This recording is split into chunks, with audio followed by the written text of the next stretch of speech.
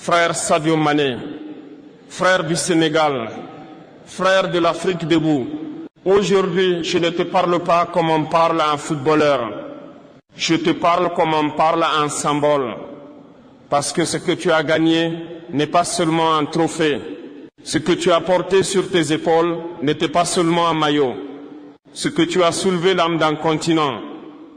Quand tu as marqué, ce ne sont pas seulement des filets qui ont tremblé.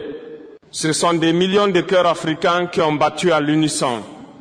À Dakar, à Bamako, à Ouagadougou, à Abidjan, à Kinshasa, à Port-au-Prince, dans la diaspora, dans chaque quartier oublié, dans chaque village sans lumière, l'Afrique s'est levée.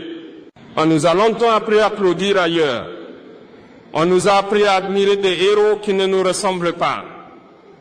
On nous a appris que la grandeur venait toujours de l'extérieur.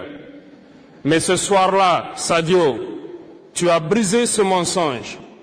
Tu as montré à un enfant africain qu'on peut venir d'un village modeste et faire trembler le monde sans régner qu'il en est.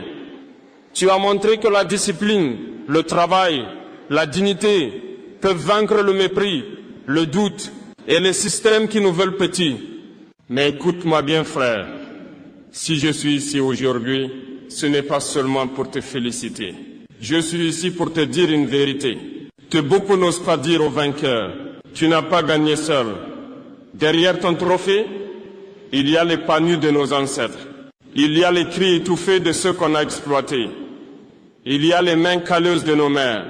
Il y a les rêves brisés de nos pères. Il y a toute une Afrique qui s'est battue avant toi pour que tu puisses courir librement sur ce terrain. Quand l'Afrique gagne, ce n'est jamais juste un match. C'est une revanche contre l'humiliation. C'est un non lancé à ceux qui nous regardent de haut. C'est un oui crié à notre dignité. Et voilà pourquoi, Sadio, ta victoire dérange autant qu'elle inspire.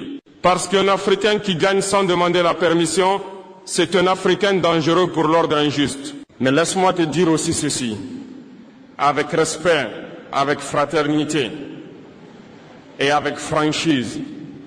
La victoire ouvre une porte, mais elle impose aussi une responsabilité. Quand tu gagnes seul, tu es une star. Quand tu gagnes pour un peuple, tu deviens un repère. Et aujourd'hui, que tu le veuilles ou non, tu es devenu un repère. Les enfants te regardent, les jeunes t'imitent, les dirigeants t'observent, les médias t'utilisent. Et l'histoire t'attend.